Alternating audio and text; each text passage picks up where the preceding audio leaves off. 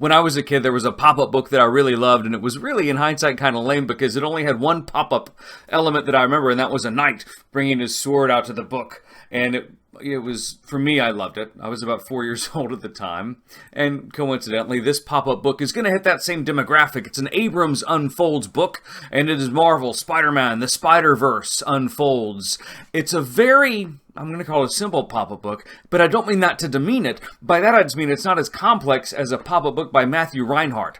His pop-up books are like adult or middle school pop-up book because they're really interactive, and you almost don't want those middle school kids to touch it because they could break it. They're also priced appropriately so. Coincidentally, the Spider-Verse Unfolds is priced appropriately for those kids aged 4 and up. The pages are thicker. It's a little more price sensitive that says, okay, you know what? I could buy this for my 4, 5, or 6-year-old and expect some wear and tear, but they're going to love it. And the pop-up elements pop up almost like an accordion. You don't have Spider-Man swinging off the page, but you've got accordion elements that come up in a page-by-page aspect that walks you from a very simple introduction of Miles Morales to a slightly more complex version of the Spider-Verse. And it's nice, and especially this year with the new Spider-Verse film coming out from Sony Animation.